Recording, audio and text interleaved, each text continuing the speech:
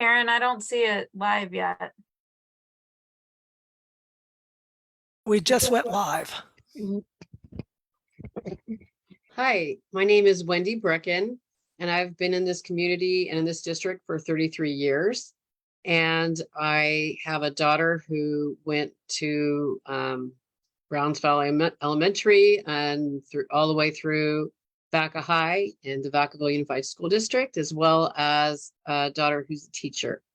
And I am an attorney as well as an administrative judge with the state of California.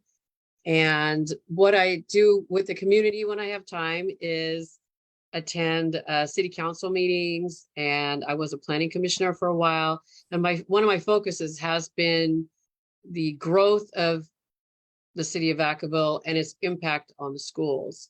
So with that, Giovanni, would you like to introduce yourself?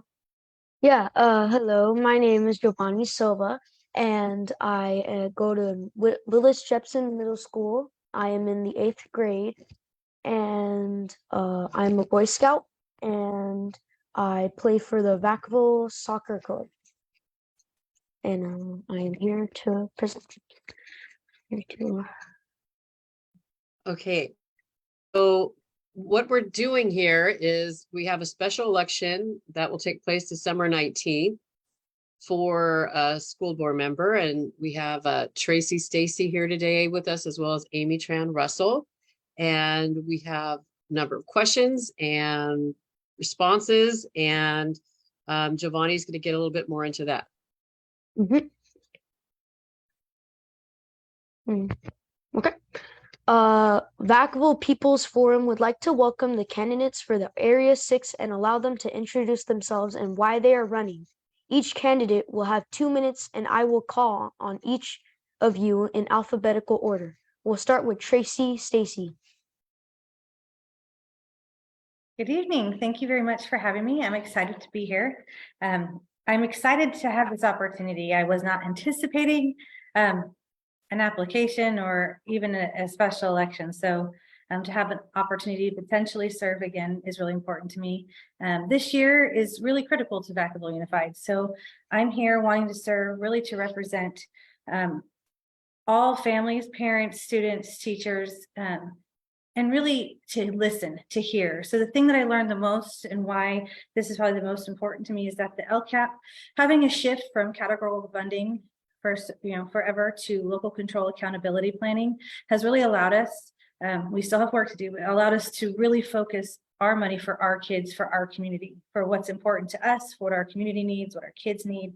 And we're at the 3-year mark of a 3-year plan and embarking on the next 3-year process. So hopefully a very robust stakeholder process and setting the standard of how we want to do business for the next 3 years. And I want to be a part of that. I want to inform that process. I do a lot of work in suicide prevention as a master suicide prevention trainer. And we have a lot of mental health and behavioral issues, and our family needs support. And I bring that expertise. And I feel like right now it's critical and crucial to how we kind of navigate times, not just for our students and families, but for our teachers and all the rest of the staff that supports the district, because they are facing so much challenge and burnout, and they're such passionate servants themselves, and we need to support them. I want to bring that to the table. And I've lived here my whole life. I have 3 kids. I had 2 graduate from Vaca High. I still have a freshman this year. And so I have been at the table for a really long time. I've served on many oversight committees, school site councils. I was part of the Measure B, Measure A, and now hopefully the next bond. And part of a lot of the planning, the budget oversight committee, and really believe in what public education means for our community, and want to be a part of this process and really protect. So my time's up.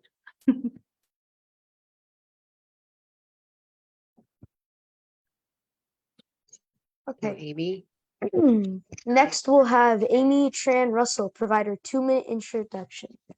Thank you, Giovanni, and many props to you for doing this for us tonight. So I am the product of a public education, K through 12, all the way through college. And my family were immigrants. We lost everything when we came here, and we achieved what we did because of the kindness of many educators and many community members who really helped us along the way.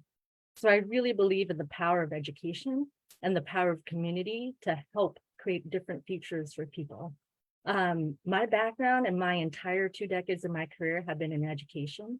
I started as a middle school history teacher and a track and field coach. I then went and worked with low-income kids with a nonprofit whose budget put them in the top 5% of all youth serving agencies nationwide, doing some really incredible work out there. As part of this, I also worked on a work group, volunteered on a work group from the Department of Ed focused on the highest need schools and helping to think about how do you really address issues with high school graduation and college matriculation, teen pregnancy, and more. And then I co-chaired an advisory board to the Seattle Public Schools. I've been at Davis for the last 13 years, and I am the senior assistant dean. So I manage 6 out of 7 of our graduate programs at the business school. I work on admissions, I work on student services, I work on career development and alumni relations. So I really know at this level what it takes to help students achieve, not only in getting to the best schools, but also in having the best careers.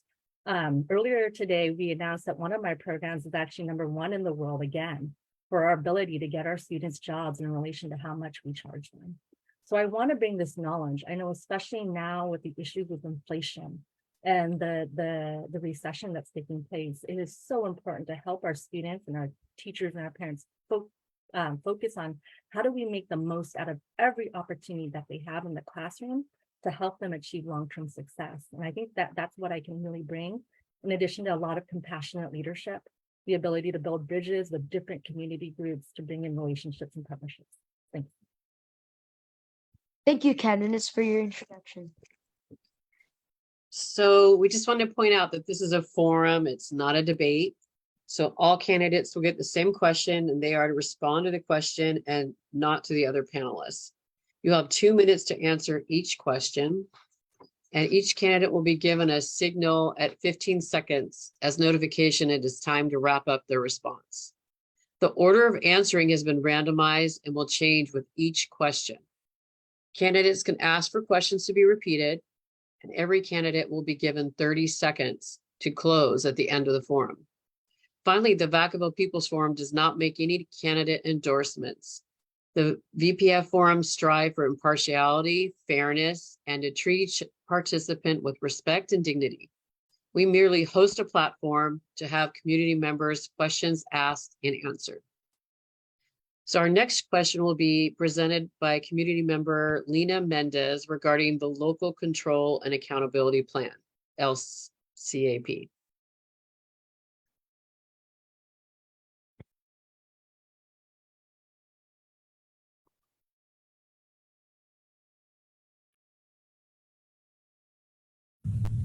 Hello, my name is Lena Mendez, and I have a middle schooler and a high school student. And my question is, LCAP is supposed to include parent involvement, parent participation, and in the past few years that I've been in the district, this has come in the way of a survey that sometimes wasn't very applicable to our school at Markham and the Spanish immersion program. So I would complete the survey and do the best I could, but I would really like to see some kind of forums, a way for parents to really engage and ask questions and be true partners and collaborators. Can you talk a little bit about how you would promote this kind of parent engagement with the schools if you were to be in this role?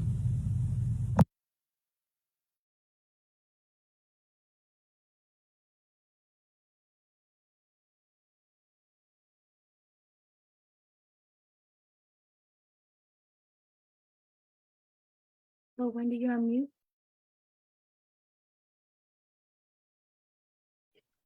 So if we can ask Amy Tran Russell to answer this question first. I'd be happy to. So Lena, thank you so much for this question on through this. And this is one of the pieces that I really wanted to focus on in my campaign is our district is doing a lot of amazing work in terms of, you know, the relationships that they have with this, with you know, celebrating staff and things like that, and the work that they do in the community. I see a lot of staff working really hard to do that. But I think there's a lot of opportunity for us to enhance the lines of communication and collaboration with our families. You know, some of the things that I think about is we as parents, I also have a daughter who's in the district, and I get a weekly and sometimes multiple times in the week, really wonderful newsletter sharing different news of things that's taking place in our schools. And a lot of this celebrates what's taking place in the schools. And I think there's an opportunity also to educate parents about what is the LCAP? What does that mean? Why is that so important? Because it sets a strategic vision for our schools to really help parents get this buy-in. As parents, we are so busy. We're balancing our families. Many of us are balancing work and other responsibilities as well too. And the LCAP can be very overwhelming. And how do we start to educate in small bite-sized pieces? I myself am a really big fan of content marketing, the idea of giving away things that are engaging to people. If you follow my Facebook page, you can see I'm starting to do some education here at the school board level as well to teach people. And I think that's part of it, is that teaching.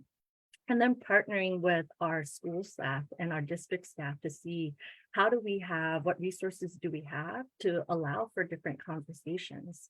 When I was in Seattle working on the full service community schools implementation that was funded by the Department of Education, that was what it was about, was how do you bring the community into these decisions? How do you bring teachers, families, the kids into the decisions? And I think I can bring that here. Thank you. Okay, so next, Tracy Stacy, if you'll respond. Yes, so this is probably the most important, one of the, if not the most important thing that we need to focus on over the next 8 months. What we did right in the past was we had a very robust public information process. And we had recently, the district recently had some transition, but there is a plan to really re-engage all school sites, all families, and to have a multi-layered approach on how we educate the community of what the LCAP is, how it serves our district and our community goals and priorities for not only each school, but the district as a whole, and then how we prioritize funding. Because ultimately, what our local control accountability plan gives us the opportunity to do is to say, what are we thriving at? How do we protect those programs? How do we grow those programs, support them? And then where's our deficits? To look at the data of the last 3 years because we have set goals of what we said we want to do for our students and families and for our teachers. Did we meet those goals? Is there still room for improvement? Did we meet them? And now we have a program that is solidified and we can move on to the next goal. And how are we going to leverage our dollars to serve our students and families to the most impact possible? So really our communication plan not only has to start with our school sites, but having town halls with board members and administration and partnering better with our city council and our chambers and our businesses to come together to get true, robust community input and to take constructive feedback and to celebrate our successes and to really understand the perception and the needs and what the data tells us, because we're going to need to understand what our families need and what our teachers need, and then prioritize accordingly. So it's crucial. Well, thank the candidates for your responses. And I'd also like to thank Lena for that very good question. Next, we go on to Giovanni. Our next question will be presented by retired librarian Peggy Rollins regarding the importance of libraries and requests for book banning.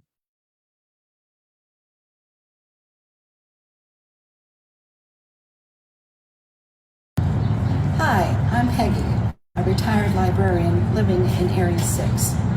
Libraries are the foundation of school curriculum as research tools, as well as a source of creative, cultural, and inspirational leisure reading. These resources also offer opportunities to gain insight into perspectives different than the student's own that may initiate respectful conversations. How would you address requests to ban books that had already been approved by teachers, librarians, or the school district?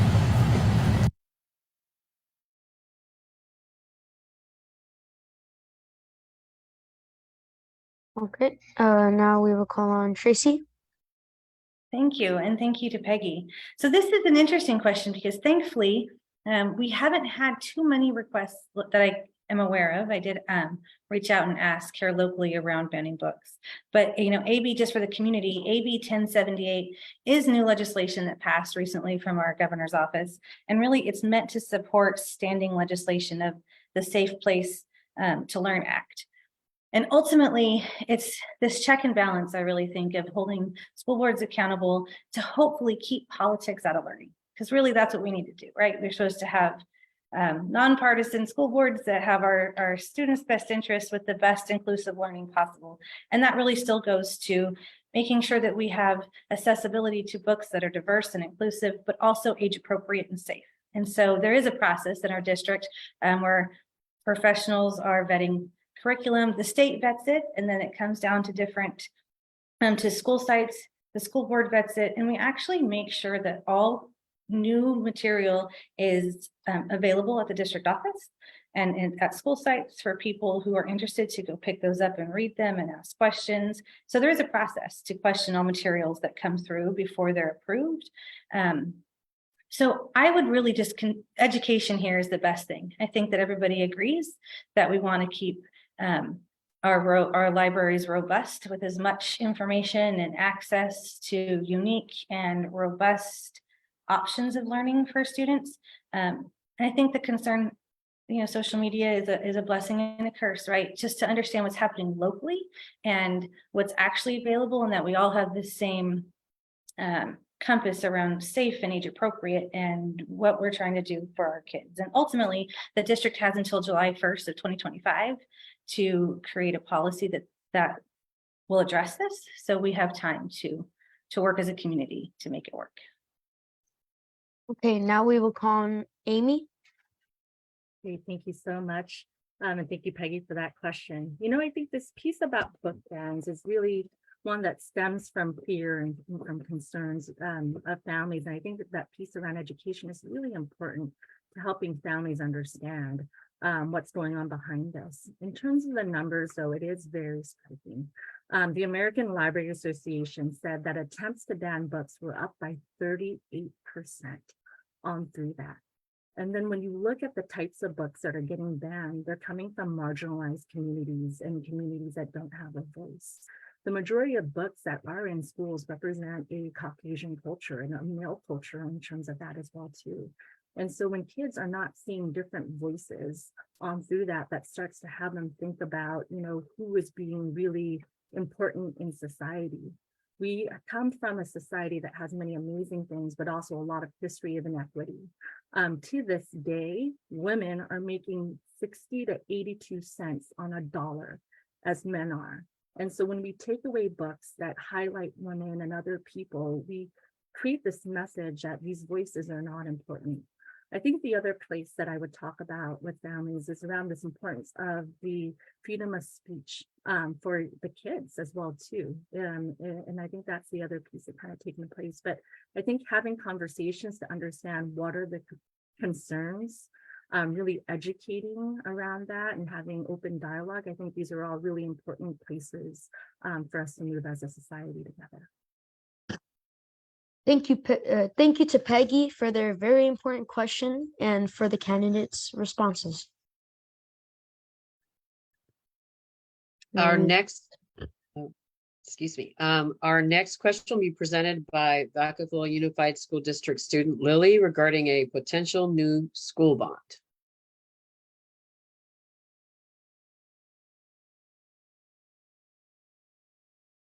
Hi, my name is Lily. I'm a 7th grader here in Vacaville, and we have not built a new school in over 30 years, and Vacaville continues to grow. We could use new schools, and our old schools can use a facelift. What is your opinion on a future school bond? So, Amy Russell, if you can answer this first. Yeah, Lily, I love that you are so engaged in the political process. That is the coolest thing ever. So, you know, Measure A did so much for our district to be able to improve different sites and push an infusion of money into the area. I was at Markham earlier. I was at Markham during COVID when they were doing the free lunch giveaway during that construction. And then there very recently touring the schools when I was on that board. And And it's phenomenal to see what is at sites like Markham. And I think it's really important that when kids have grounds that they go on to, they have things that are new that look good. It shows that we care about you as a society and that you guys are important. And I think that's really important for us as we look at future bonds, having, working with the district, but also working with the community to see how can we best position this bond to meet our community needs. What are the topics that we can come together as a community to agree upon so that we can get the next bond measure passed. I know the previous bond measure didn't do as well. And I think part of that is around the community outreach and really building coalitions of support, talking to families, talking to kids, talking to teachers and the generalized community to see what are the things that really matter to us. So how do we create a bond that people can really get behind and create additional opportunities for our kids and our families? Next, if Tracy Stacy will respond. Thank you. And thank you for the awesome question. I love that kindness is so gangster t-shirt. That was incredible. So I too echo that it's awesome that you're participating in the process. So this is probably, and well, all the work is important, but this is going to be probably the make or to break it for how we navigate our facilities needs as a district. So I think it's important for the community to know that when we actually sought Measure A, there was twice as much need. So there was over $300 million in need for facilities maintenance, for growth, for upgrades, you name it. So we were able to truly do an incredible amount of work, and our district did an impeccable job of finding ways to save money and interest. I was really proud of being on the board when we saved the district and our taxpayers millions of dollars by refinancing and leveraging the tools that we had to make the dollars go further. But all that need that was there before is still there. And so really coming together as a community, bringing all of our school sites together, bringing our facilities department together so that there's a super transparent, honest map, right, and blueprint of what needs to be refurbished, what needs to be upgraded, not just a new school, because I know it's a huge hot button and we're going to talk about it tonight. But how do we make sure that our students are comfortable and safe and have the best environment for learning, appropriate technology, appropriate grounds, and all the tools that we need to run a great district. So I am all in on a bond. I think our community needs it. I think that our district has a plan to work with the community committee to rebuild trust, to find out why it didn't pass in 2020, and to make sure that everybody's at the table so they feel heard and that their needs for their students are being met and they understand the global impact of how this money will serve our community in perpetuity, right? For not just this generation of students, but for generations to come. So it's super important that the community rallies and we do this. Thank you, Lily, for that very important question. I'd like to thank the candidates for the thorough responses. Next, Giovanni would like to introduce a topic. Our next question will be presented by community member Alicia Mignon regarding developer fees, new schools, and overcrowding.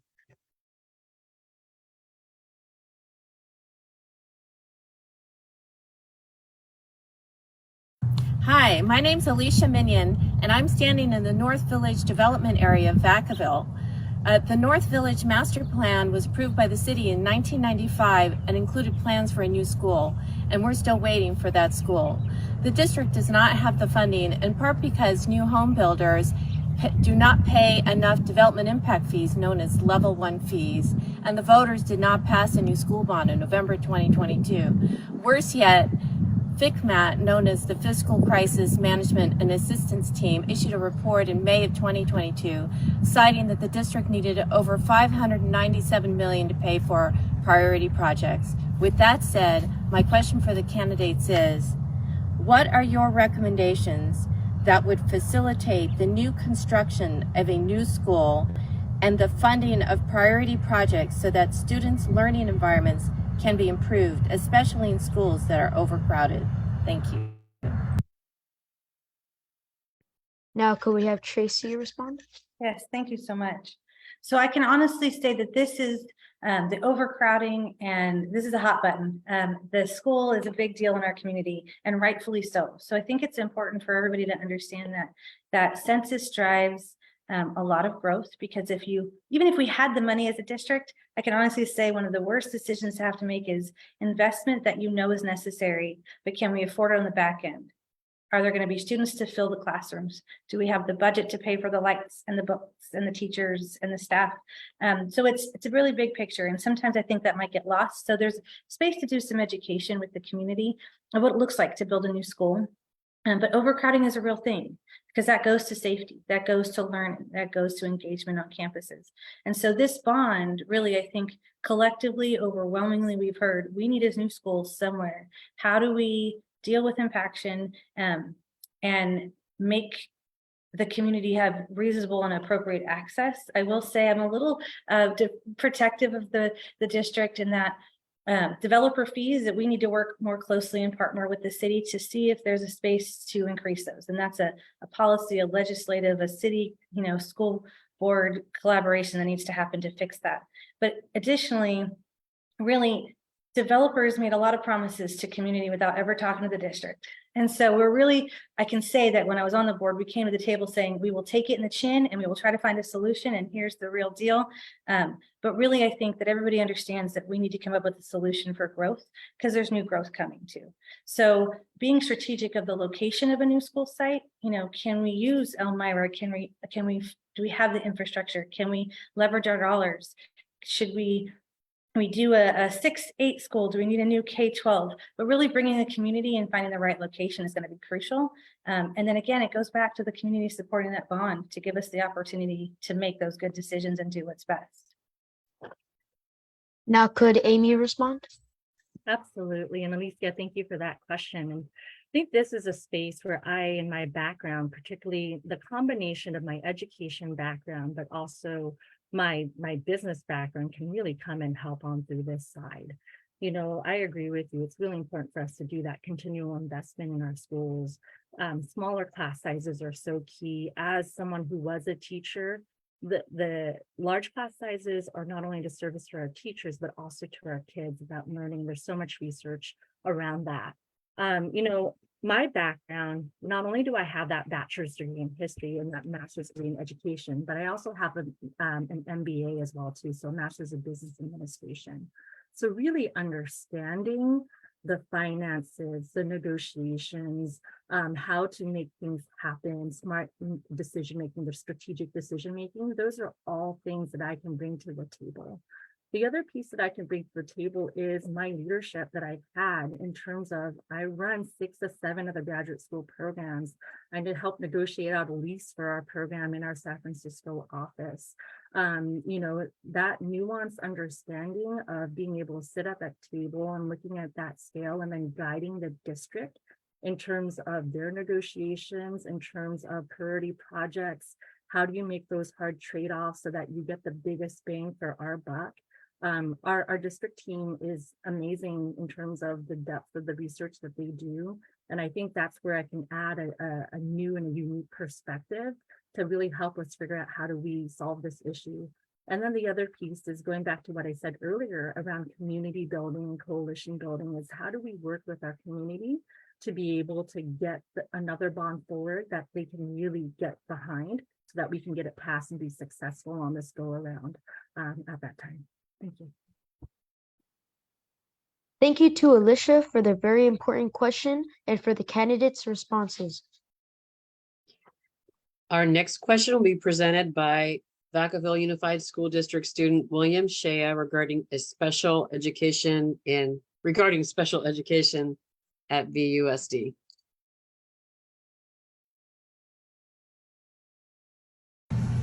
Hi, my name is William Shea. I am a 6th grade student with autism, and I didn't always receive the level of help that I needed as a special education student at VUSD.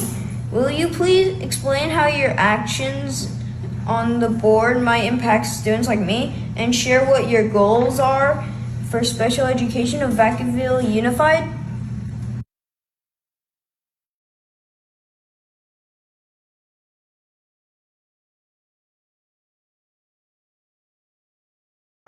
Could Amy please respond? Absolutely. William, first, thank you so much for asking this question. I love that you're putting your voice out there and speaking on behalf of yourself.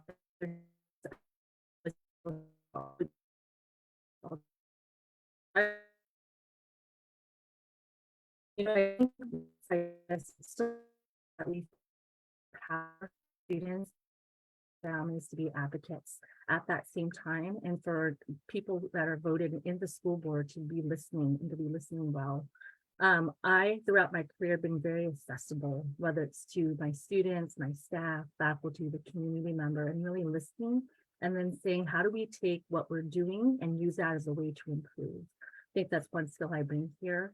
The work that I did when I was in the full service community schools team, that was around looking at the schools that were the lowest performing with the highest dropout rates, highest rates of teen pregnancy, and thinking about how do we bring our community in to really create a school that brings them in, that reflects their needs and provides services beyond what takes place in the classroom. There are a lot of other services that we need to provide on through there. And I think that's the other place where I could be of help as well too. And then lastly is, how do we help our students learn how to continually educate for themselves? William, I love that you have a voice. What I did early in my career was I was a mentor, and I worked with kids to help them have that voice. And I really value that piece on through there. And how do we create programs where our teachers, our parents, and our kids can be really empowered to understand how do you advocate and give them platforms where they can be heard. I would also encourage you to come to the school board meetings, because if there's something going on, what I know about our school board is they listen and coming out there to share that perspective to make sure the people making decisions also are listening so that they can have your needs in mind. Thank you. Now could Tracy respond? Thank you. Thank you very much. And thank you, William, for being such a great advocate for your community and for our community at large. As a school board member, I will say that idea of listening and truly asking families and teachers what they need is crucial. I think in this time, I will say that I'm really proud to have been a part of the team at the district that said, we have to understand the unique needs. With COVID, it made everything even more unique, and that we needed to fund things appropriately and be innovative in how we problem solve, because recruitment and retention for paraprofessionals and support and appropriate behaviorists and therapists and special ed professionals is so crucial to support for students' success and family success to be partners. And so we were able to have a differential to recruit and retain paraprofessionals and special education teachers. We were able to say, how is our process of support for IEPs working, and really refine some of those processes that maybe weren't working as well as they could or should be. There's always room for improvement. So that will be an ongoing conversation, but really listening and paying attention to outcomes and listening to our staff to avoid burnout and to keep training, robust professional development and training as a priority, and support. Not just at the site level, but admin level, and just to have that synergy of team. And really, the other thing was that we were able to, and this is part of the board, but part of really truly the community sharing of what was mental health counseling doing? How well is that supportive? Do we need more behaviorists? And so we're growing our behaviorists, but really, really listening and then implementing and budgeting accordingly to be innovative and continue to improve and pay attention to what our school and students need. Thank you to William for their very important question and for the candidates' responses. Our next question will be presented by Alina Wolford, and she's a community member, and she'll be talking about maintaining and retaining critical positions at school sites.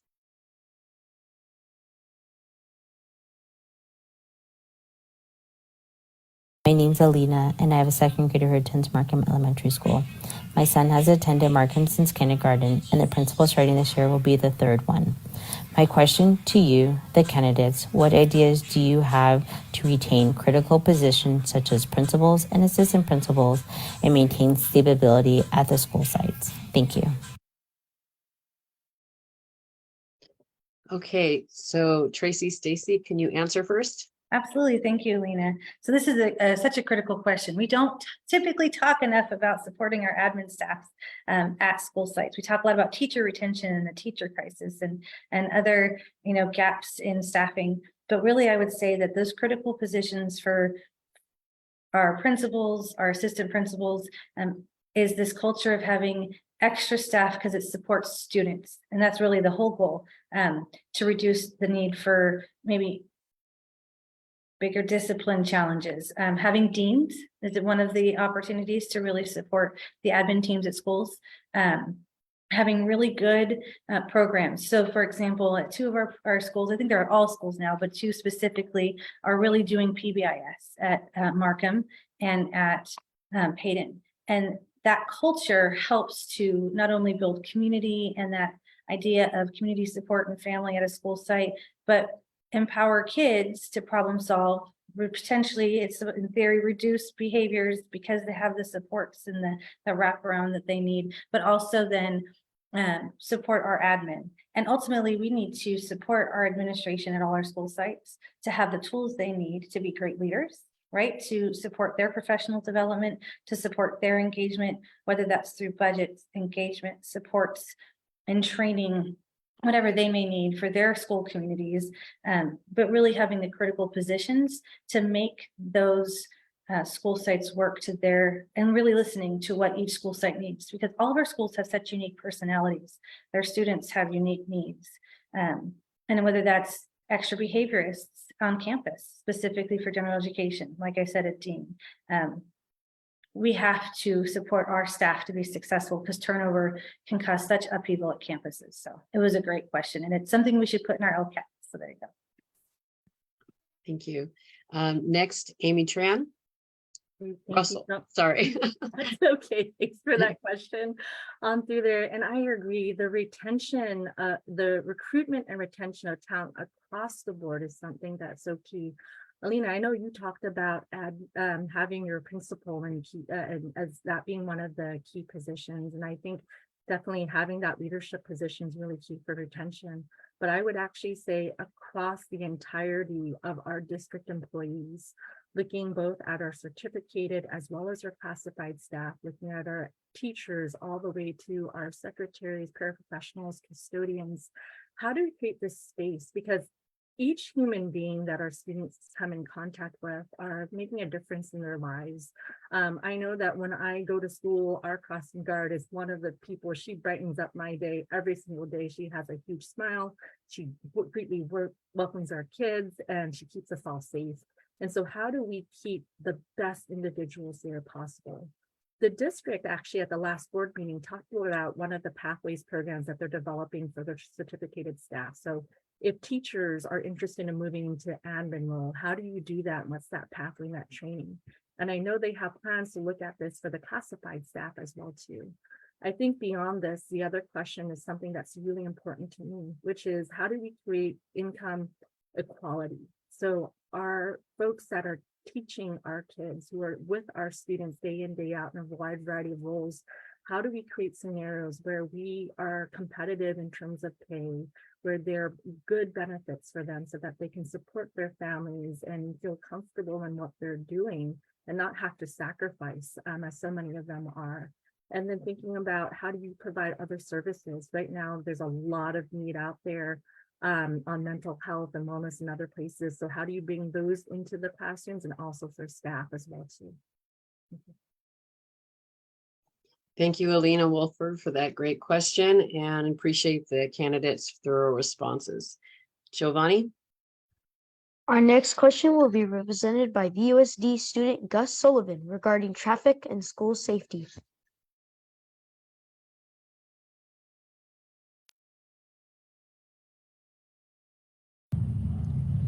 Hello, I'm Gus, and I'm a 4th grader here in Vacaville. At my school, traffic during drop-off and pickup can be hectic and sometimes feel unsafe.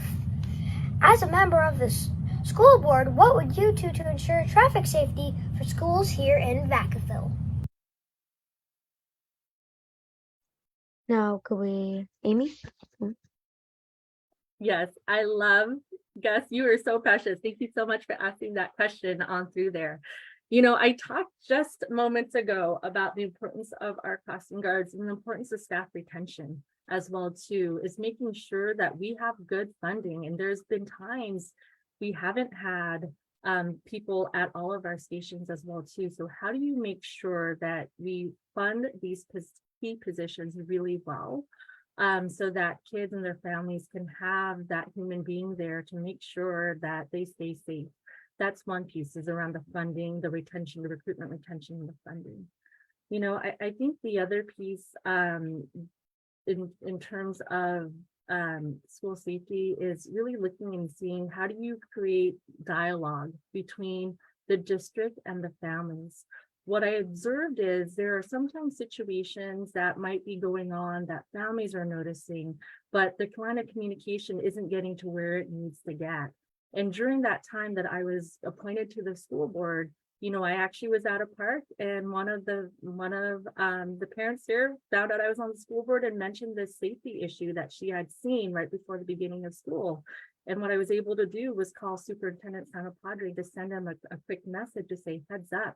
And they immediately took care of that. That was something that was already on the dockets, but had gotten pushed a little bit due to staff turnover, and went right back up that priority list on through that. So I think, you know, having that line of dialogue as a school board member, I would seek to be available for people across the entirety of the district.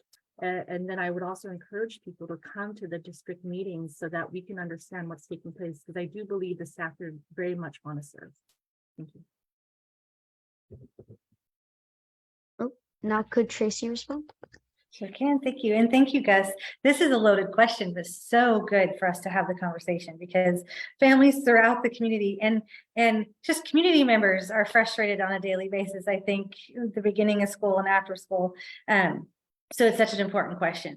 And I really think not only do the school crossing guards has always been it's kind of this cyclical thing of where people want it's unique hours, but having great pay and training and recruitment, just really talking to the community about the importance of people, if they want the opportunity, how much we need it for safety. But each school site, I can speak to, you know, living near Browns Valley, that the egress and ingress of our community is absolutely, there's certain chunks of time where you have to plan wisely so that you can get to work, to get your kids to school. And I think that there's opportunity, and there's been some talk about having a traffic committee where school sites can actually work with law enforcement to figure out if there's a way to navigate traffic internally, where we can. So Markham, for example, that there's some serious congestion on that corner, but the school was really proactive in addressing how bad that was for not just the safety of pedestrians and kids walking to school, but minimizing the delay in traffic and the flow of traffic, and really paying attention to that.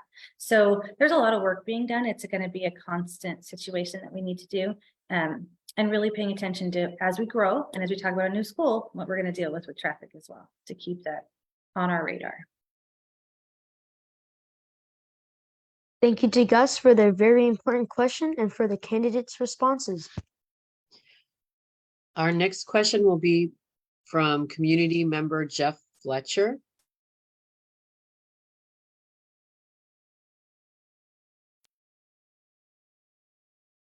Hi, my name is Jeff Fletcher, parent of 3 kids in Vacaville schools, and member of the Citizens Oversight Committee for Measure A. My question is, what is your position on charter schools in Vacaville?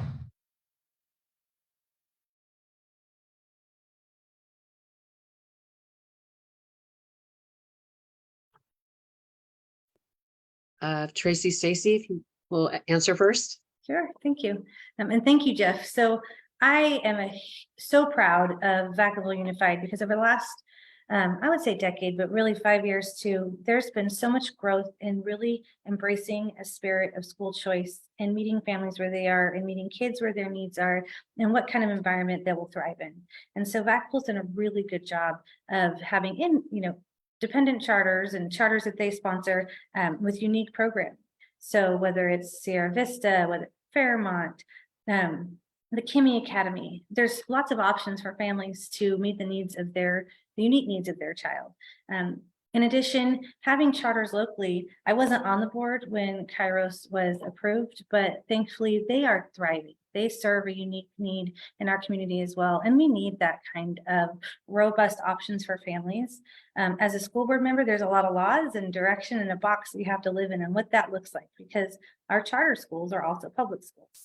And so while we're not their governing boards as school boards, as a district, there is a partnership and some oversight. And so there's some strict rules that the charters have to follow and that the boards have to follow. So I was really thankful that Kairos has not only exceeded and met all of their deliverables, but just as innovative for their families. So when it came time to approve their charter, I was very willing to support them. Other charters that came before us, though, were not. They were not well-written charters. They didn't serve our community very well. And I voted no for them. So I very much have a spirit on believing that as a public education system, we shouldn't be intimidated by charters. So I totally believe in supporting appropriate wages and professionalism and teachers and all of those kinds of things that people sometimes get worked up about charters. But I think that we're doing a good job to compete and to give families choice. And that's really what we want, is a great map for kids to have with them.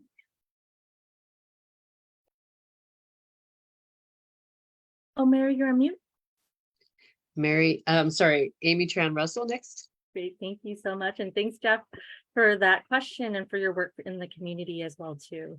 You know, I have had the privilege of hearing, we have I don't know how many people know, but we actually have a student school board that also comes through the school board, and they represent the voices across the entirety of the district.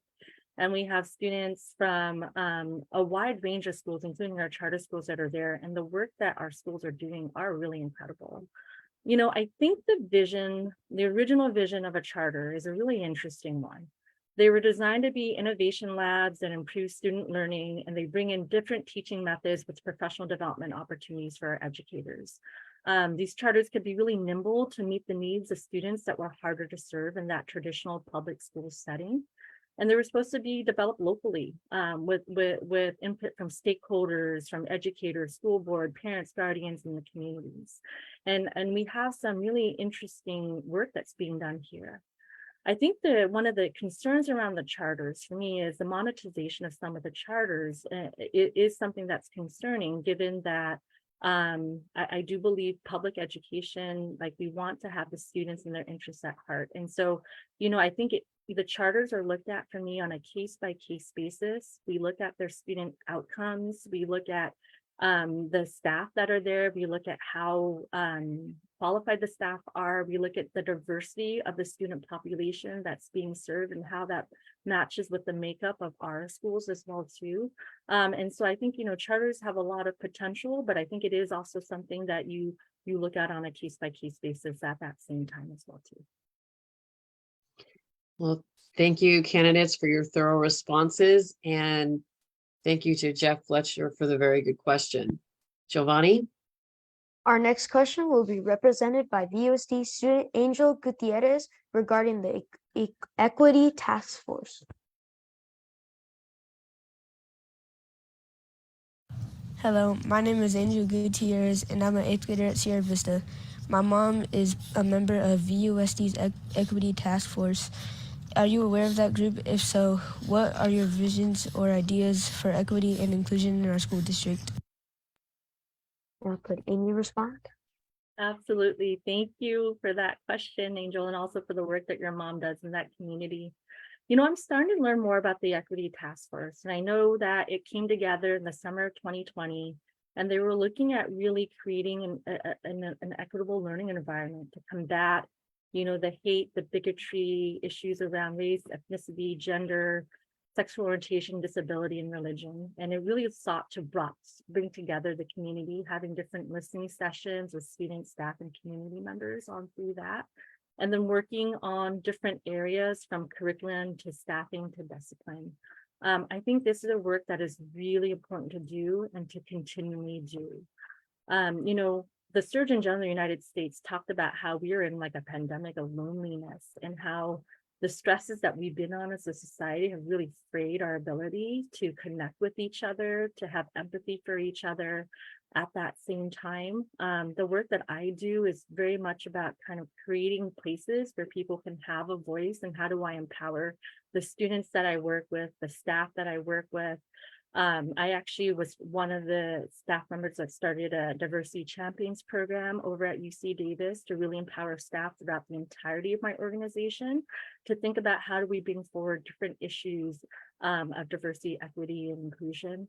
The other thing that I did is I also started 2 pathways programs last year with the school.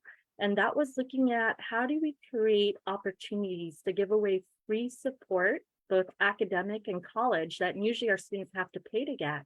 How can I give that away for free so that more students from different backgrounds can have guidance on how to be most successful in school and then most successful in their careers as well too. So such a good question, such an important topic. Thank you to you and your mom. Now, could Tracy respond?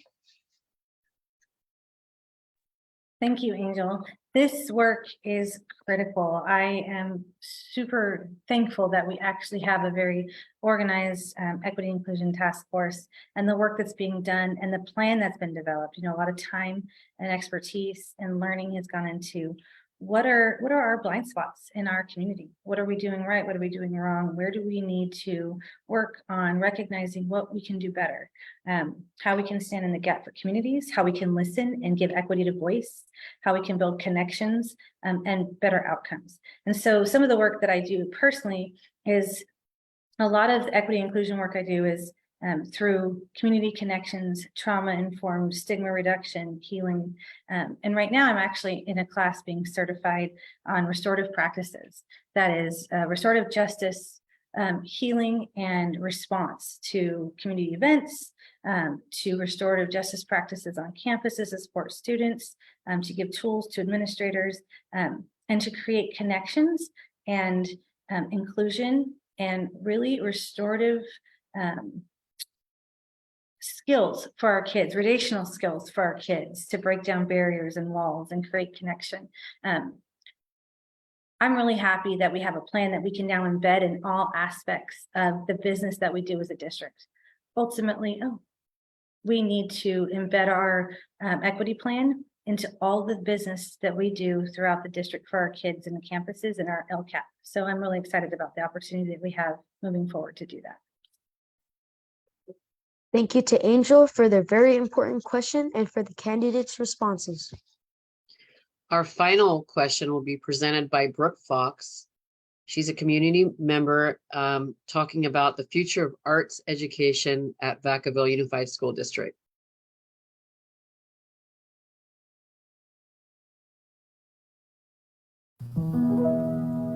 Good evening, candidates. My name is Brooke Fox. I'm a resident of Trustee Area 6, a alumni of Alamo, Jepson, and Vacaville, a graduate of Berklee College of Music in Boston, a mom of a 2nd grader at Hemlock Ace, and a part-time music director for a local youth theater company. We all know arts education is sorely underfunded statewide, and our area is no exception. Create California cites that students with an arts education are 5 times more likely to stay in school, 3 times more likely to get a bachelor's degree, and 4 times more likely to be recognized for academic achievement. Furthermore, statewide, California's creative economy generates 2.7 million jobs. When we fail to provide VUSD students access to arts education, we sideline creative young people soon to enter the workforce. When those career pathways are missing in education, our local creative economy suffers, and artists like me leave Vacaville to find job opportunities elsewhere. My question is, with Proposition 28 on track to provide VUSD with an annual influx of millions of dollars for arts education, what is your vision for a comprehensive arts education in Vacaville schools, and where would you begin to allocate the funds? Thank you. Tracy, Stacy, if you can answer first. Thank you, Brooke. I love it. So this is near and dear to my heart. I was a music kid, and I really believe in the connection and the culture and access that music can bring to kids. in so many capacities, like Brooke said. I think where I would start first, and what's so exciting about having dedicated funding where we can all agree that it's not going to be the first thing to go, that it's not the lowest hanging fruit, but that it's crucial to kids' educational experience, is in our elementary schools. I actually just was talking to a few of the music teachers, and we used to have such an awesome pipeline, and from elementary school to high school band, for example. And our band classes are at the lowest they've ever been right now as we speak, because whether it be because of socioeconomic and access, challenges and access to instruments, or just interest or impaction on schedule in high school and A through E and how everybody manages those things. But that connection to music, if we can really build a robust primary grade, our K-6 access to art and to music, and then create schedules and pathways for students to have more access in junior high and high school.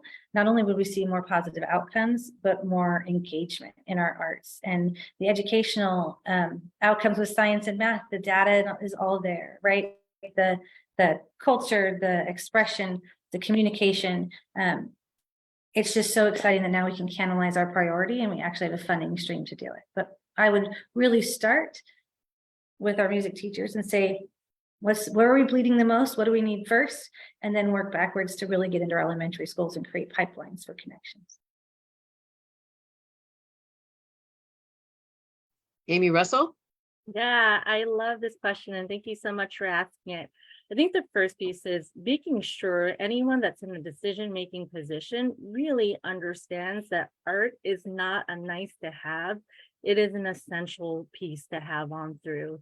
The National Endowment for the Arts looked at data, long-term data and studies, and they found that students who have high levels of art involvement had better outcomes in a wide variety of areas. From high school graduation rates, being civically participating in civic life, they were more engaged with school, they had lower school stress, they were better able to develop social, emotional, and interpersonal skills, they could handle criticism, they did better and they're more focused. So number one is understanding this is key. We have this money, protect this money, keep this money going on. That's number one. Number two is I think this is where my skills and the business background and training that I have can really help.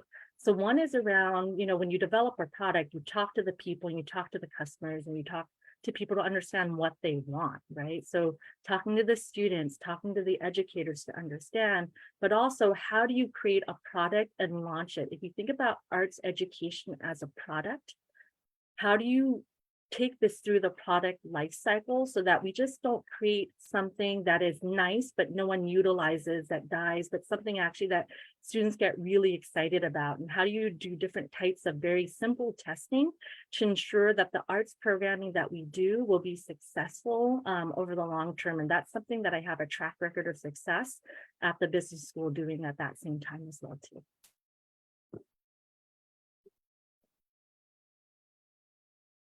Thank you, candidates, for excellent responses. And thank you, Brooke, for that awesome question. And next we go to Giovanni, and he will talk about closing statements. Vacaville People's Forum would like to thank all the candidates for their participation in tonight's forum and answering our student and community members' questions.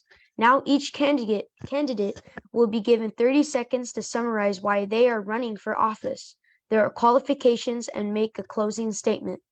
We'll start with Amy Russell. Thank you so much. I am so passionate about education. My entire career has been in this. I'm passionate about communities. I'm passionate about bringing out the best in our kids and our families and the people that are around us. And then I have this track record of success, of really learning quickly how to be successful. When I ran our analytics program, I had no background in that. And within that first year, I learned so quickly that that program was top 10 in the world for our ability to get our students jobs and provide great outcomes. And that learning curve is steep, and I look forward to bringing that out here. Thank you. Next is Tracy Stacy. Thank you, Giovanni. So this is my heart. This is my community. This is where I've raised my kids, where my grandkids will probably be raised. And I really truly believe that schools are the foundation of our quality of life here. So I want to really lead from classrooms first, making all our decisions to put our students, our teachers, school safety, and super transparent and down to earth communication. All are welcome, that we listen, and then we just get to work, that we're all about doing what we need to do to keep growing and supporting our kids. Thank you so much.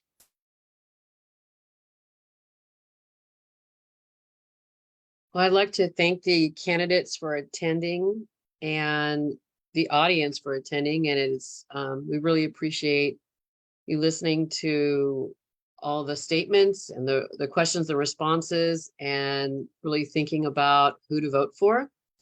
I'd like to explain to the audience that the video will be available on Facebook, and to remind the audience to please like the Facebook page so you get updates on the video and future forums.